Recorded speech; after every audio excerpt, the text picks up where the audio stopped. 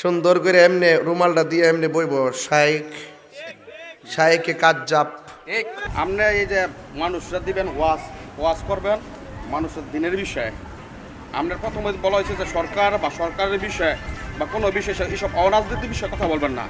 এই ট্রল করতে করতে এক জোকারকে বানিয়ে দিয়েছেন আলেম, হ্যাঁ, এক বাউলকে বানিয়ে দিয়েছেন আলেম, আর একজনকে বানিয়ে দিয়েছেন এমপি। একেবারে বাস্তব কিছু কথা।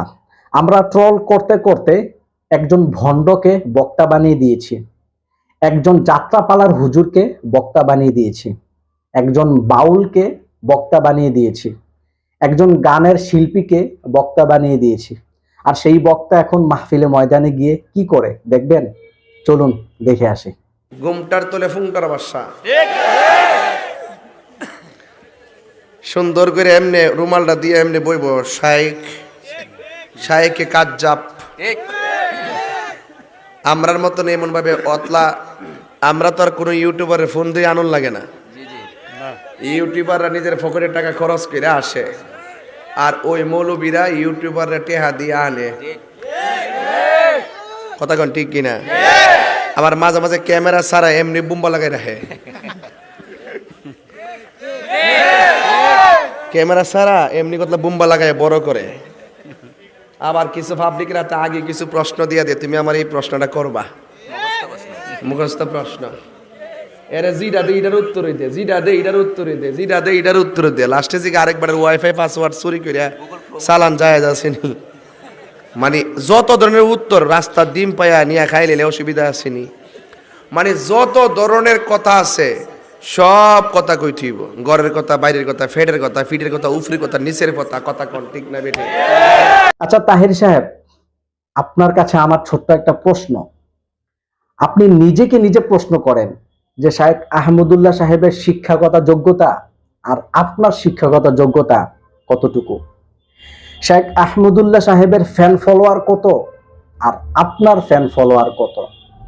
শায়েখ আহমদুল্লাহ সাহেবকে নিয়ে কতজন মানুষ এ পর্যন্ত ট্রল করেছে আর আপনাকে নিয়ে এখন পর্যন্ত কত হাজার মানুষ ট্রল করেছে?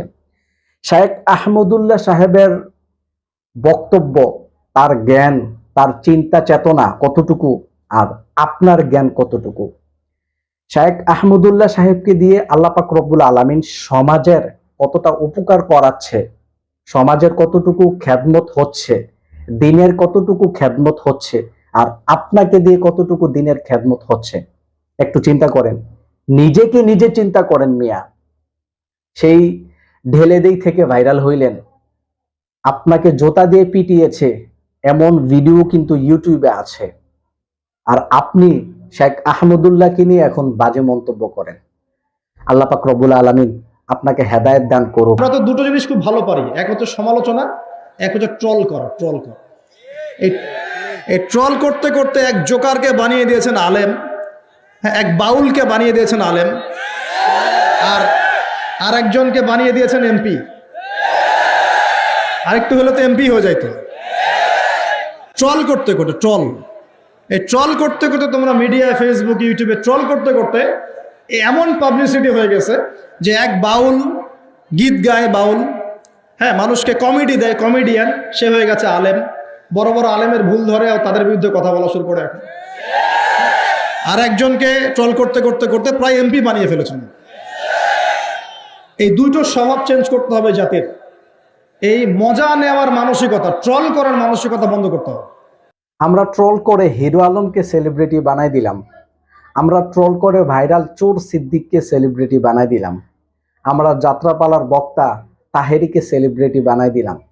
আমাদের বাংলাদেশে আরো অনেক ছোট ছোট মানুষ আছে যাদেরকে আমরা ট্রল করে এখন অনেক বড় জায়গায় নিয়ে গিয়েছি। তার আরেকটি বাস্তব প্রমাণ হচ্ছে মানিক মিয়া, যিনি কিনা গত কয়েকদিন আগেও আমরা দেখেছি রাস্তায়, ড্রেনে, বিভিন্ন জায়গা থেকে তিনি অনেক নিম্নমানের পোশাক পরে ভিডিও বানাইতো, আর এখন সে মডেলিং করে, সে এখন মিউজিক গান করে। যাই হোক, বেশি কিছু বলার নাই। আমাদের বাংলাদেশের মাহফিলগুলোতে কি চলে? আপনি এই যে মানুষরা দিবেন ওয়াজ করবেন মানুষের দিনের বিষয়ে। আপনার প্রথমে বলা হয়েছে যে সরকার বা সরকারের বিষয়ে বা কোনো বিষয়ে এইসব অরাজনৈতিক বিষয়ে কথা বলবেন না।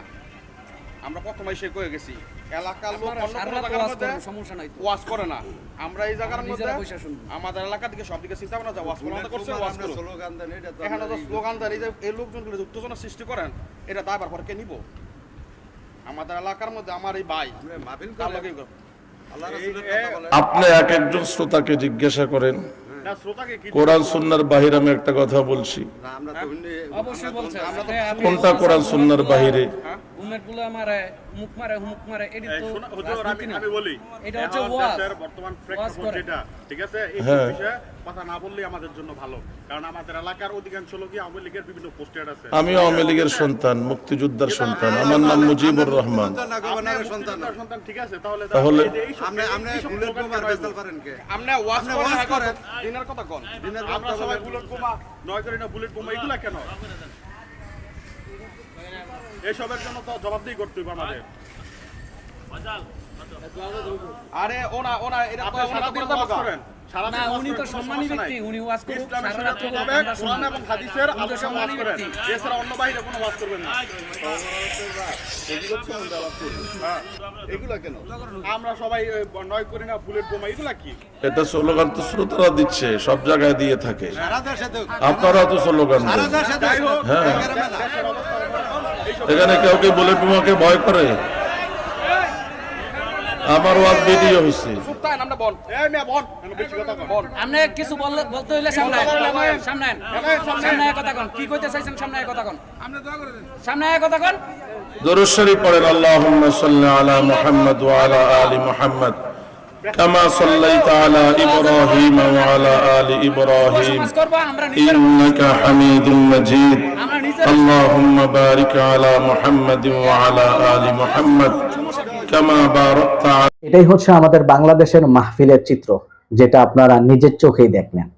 আচ্ছা, মাহফিল কমিটির কাছে আমার বিশেষভাবে অনুরোধ, প্রশ্ন, আপনারা যদি ভালোভাবে হুজুরদেরকে সম্মান করতে না পারেন, তাহলে আপনারা মাহফিলের আয়োজন করার দরকারটা কি? মাহফিল কমিটি, মাহফিলের সেক্রেটারি, মসজিদ সেক্রেটারি, গ্রামের গণ্যমান্য ব্যক্তি যাদের মাধ্যমেই মাহফিলগুলো হয়, ওলামায়ে কেরামদেরকে যদি আপনারা মূল্যায়ন করতে না পারেন, তাদেরকে পরিপূর্ণ সম্মান দিতে না পারেন, তাহলে আপনারা কেন ওয়াজ মাহফিল করেন? কেনই বা তাদেরকে দাওয়াত দেন? আমি মনে করি আপনারা দাওয়াত দিবেন তাহেরিকে, নকশবন্দিকে, যারা চিল্লাচিল্লি করে, লাফালাফি করে, এই সমস্ত বক্তা দাওয়াত দেন। হক্কানি ওলামায়ে কেরামদেরকে কেন দাওয়াত দেন? দিয়ে তাদেরকে অসম্মান করেন, কিচ্ছু বুঝি না। তো যাই হোক দর্শক, বেশি কিছু বলার নাই, সম্পূর্ণ ভিডিওটা দেখলে কোন ভিডিওটা সম্পর্কে আপনার ব্যক্তিগত মতামত আছে চাইলে আমাদেরকে কমেন্ট করতে পারেন।